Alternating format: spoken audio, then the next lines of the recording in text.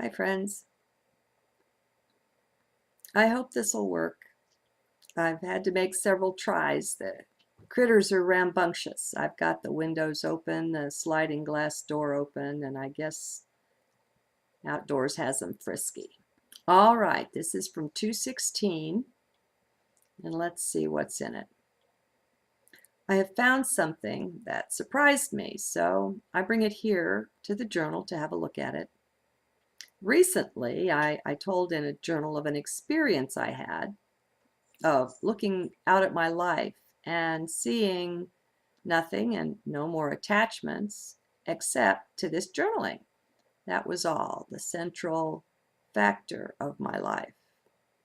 Well, I just saw this in a new way, and I saw it as false.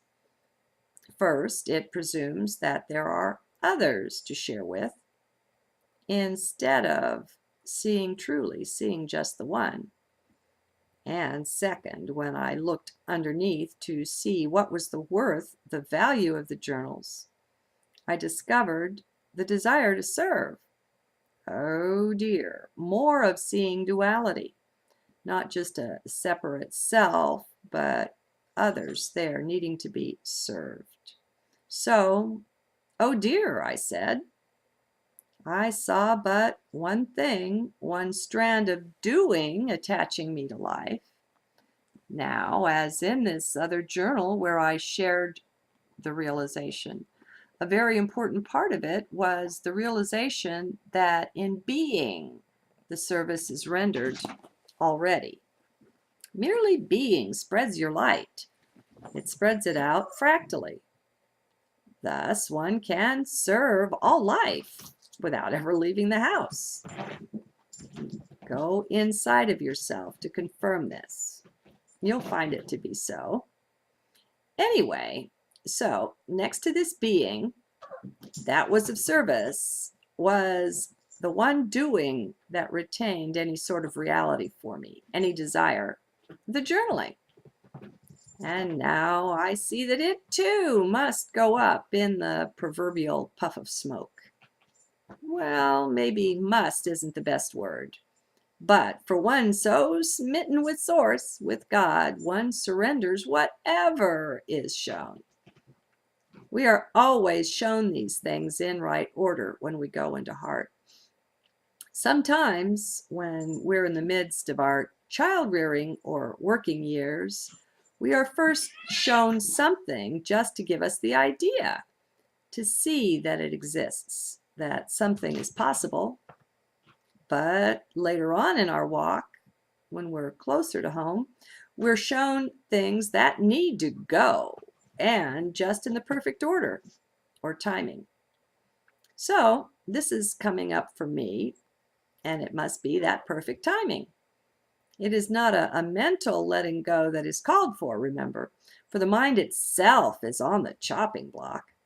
We must go to the root of the desire always. To the belief garden we go to pull up the weeds. And they must come up by the root, or there's no use just cutting the tops off. That guarantees that they'll reappear. How serious are we? What is the depth of our commitment? What can we let go of and what not? It is fine just to look if that is all we can do in this moment. As we look to the root of it, as we watch and observe, the magic of the seeing itself works wonders, if we allow it. It depends on how grasping we are, and on if we put the mind at least in the back seat, if not out of the car entirely. Be honest with yourself, though. Be honest about you. There is nothing to hide here. Source knows it all already.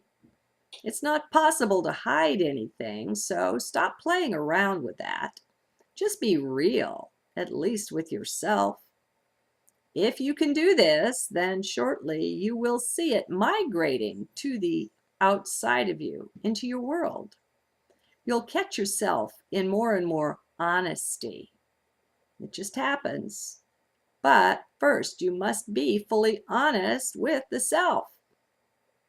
Now, that doesn't mean to turn mind loose as the ultimate critic that it is either.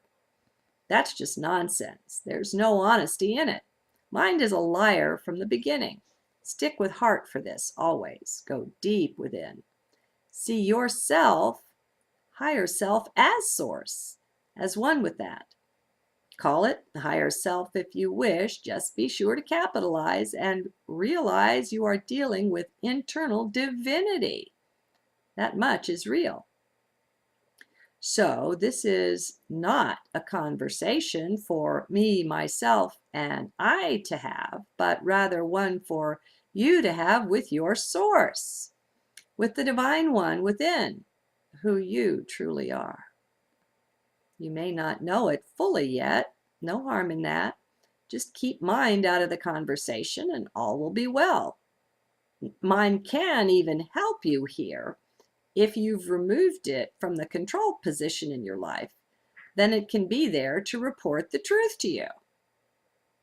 What will mind tell you if it's reporting truly? It will tell you that there is simply not one iota of criticism or judgment in heart. It will tell you that if you find yourself doing that, self-criticizing or judging, that you're surely in mind. Yes, the mind that is merged into source will even tell on itself.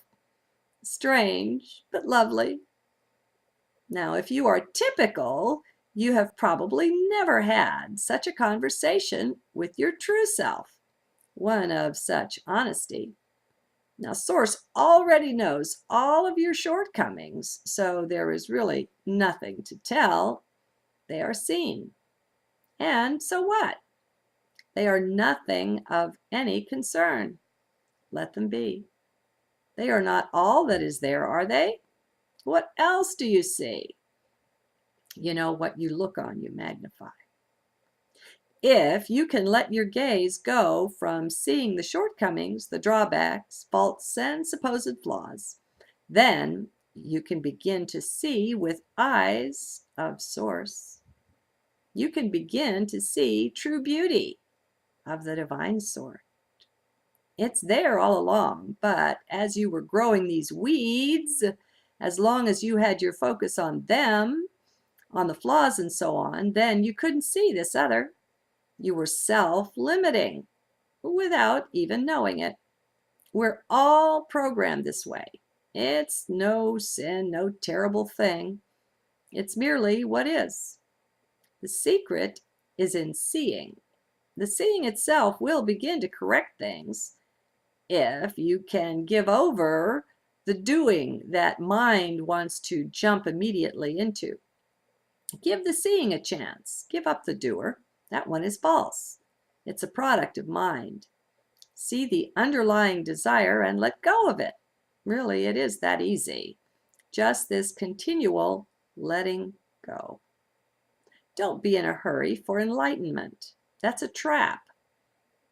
Just like freedom and bondage are traps, both are just concepts. No concepts are real. What is real is who and what you truly are. Nothing else. I am that. This is real. All the rest are just ideas. They are conceptual traps. As a part of letting mind go, you will begin to identify things as just being concepts. Pretty soon, we'll even be through with the whole garden of belief. Maybe you are already. The thing is, though, not to be in a hurry. Hurry itself partakes of time. Bet you can see that. Well, we know time is not real, don't we? At least I do. I hope you do as well. If not, maybe do an internet search and find different ways to look at time, such as McKenna's Time Wave Zero. I'll put in a link for you.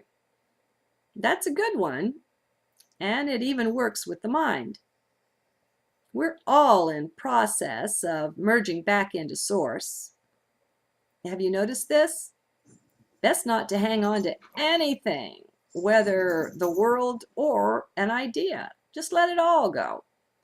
Put your eyes within on source and keep that ever before your gaze.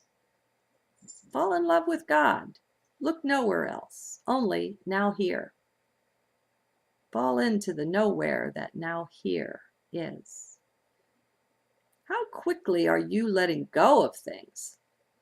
The world, the universe herself, is offering us all much assistance. On the solar and cosmic winds are coming in waves of energy that are converting our very atoms and cells, the DNA itself being rewritten. Do you feel it?